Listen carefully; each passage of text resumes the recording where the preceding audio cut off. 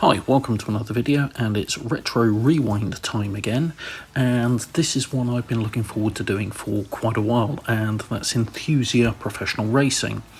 So if you're not aware, Enthusia was a PS2 title and was intended to be Konami's answer to Gran Turismo, for want of a better way of describing it, and it was an unusual title in many ways, but also an extremely detailed and, for its time, extremely ahead of the rest of the pack in terms of its simulator value.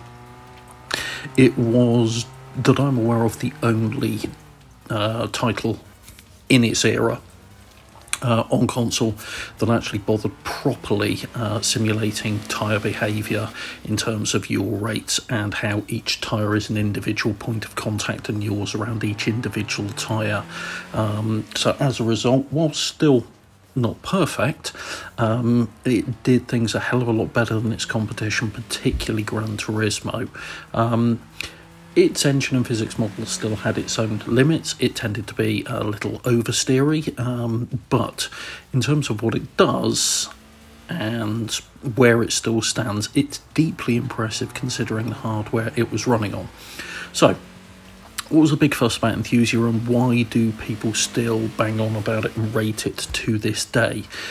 Well, it arguably has a car list that out Gran Turismo's Gran Turismo, with a Japanese bias to all things Skyline and Lancer and Lancer Evo and Impreza, but also throws in some seriously wacky stuff as well, and some good European content to boot.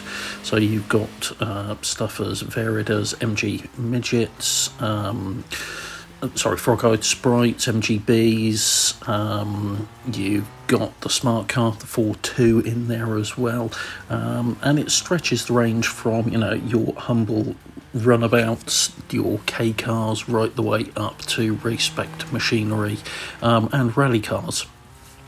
It also had an excellent track roster, despite the fact that only 2 real-world tracks appeared in it. So you had Scuba Racer, which is always a popular one in any title in my view, but you also had the Nordschleife. So one of the very first console versions of the Nordschleife was in Enthusia, and it was a good version of it, and quite unusual. It was also one that could be run in reverse as well.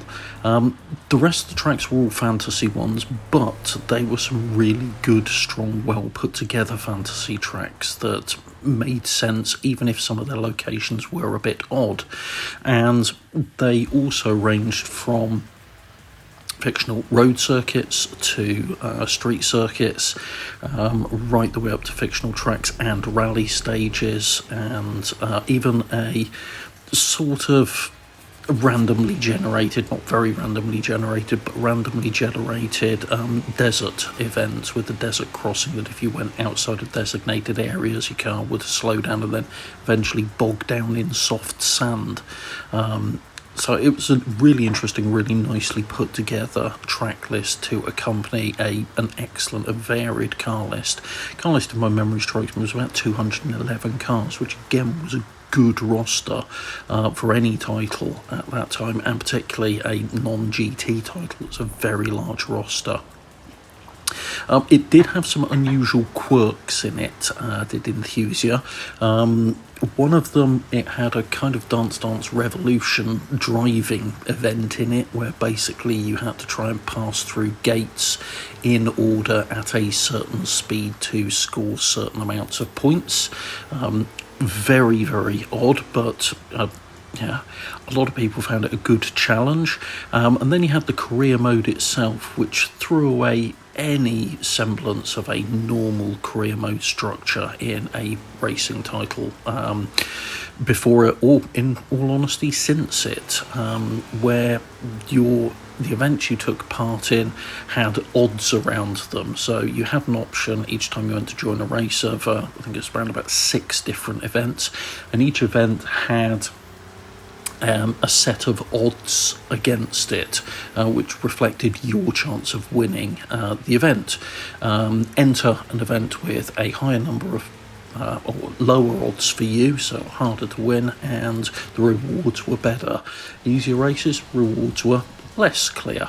Once you completed an event, you then would be randomly given one of the cars you competed against, with it occasionally drawing a blank and you didn't get anything, which was always quite frustrating. And the points you scored during the race were then basically used to move you up rankings, which over the course of a fictional calendar and year opened up different event types, different categories of events, different race events and levels within that. It also, as time went on and you completed more and ranked up, opened up more tracks for free play and things like this as well. So it was quite unusual in its approach in that regard, and it also had a again unique mechanic called Enthusia points, which basically you had a set amount which you could increase over time with performance, and these were reduced in races if you went off track, made contact with another car made contact with you, which was a little bit unfair, but that's the way it went, etc. And if you lost too many of these, you couldn't take part in a race and you had to rest to recover them. So again, this tied into your ranking, because your ranking was taken of an average over a certain number of race events. It was far too complicated for its own good, in all honesty, but it really was quite unusual and a little bit interesting in that regard.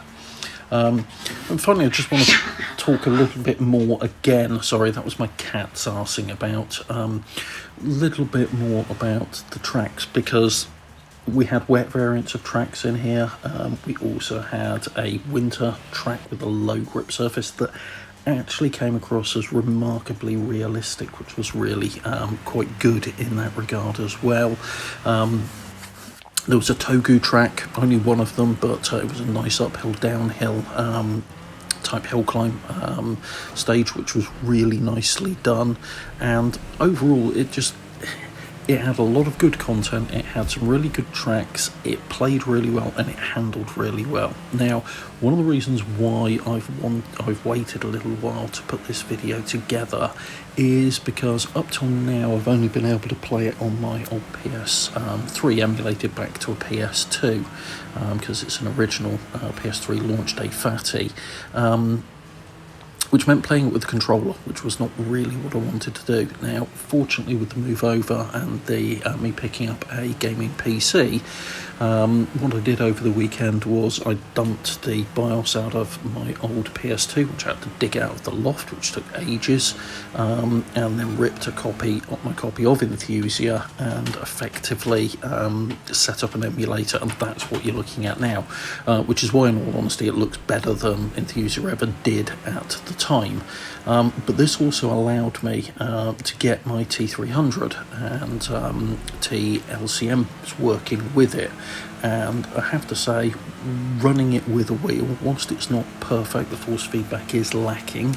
Certainly it's a much better way of playing Enthusia, and it really does help show just how well the physics have aged, and it really did surprise me how well the physics in it have aged. As I say, not perfect. The tyre model itself is certainly nothing to write home about in this day and age, but the mechanics of the vehicle dynamics and how you've got a body in motion are extremely well done, considering this is a PS2 title. Really, really well done. So that's my look at Enthusia. If you've got your own thoughts on it, if you've ever played it, if you've ever wondered what it was, please do drop your comments down below. If you've liked this video, please do give it a like, and if you want to see more content like this, hit the subscribe button and the bell icon to be notified when future content gets uploaded. Thanks very much. Take care. Bye.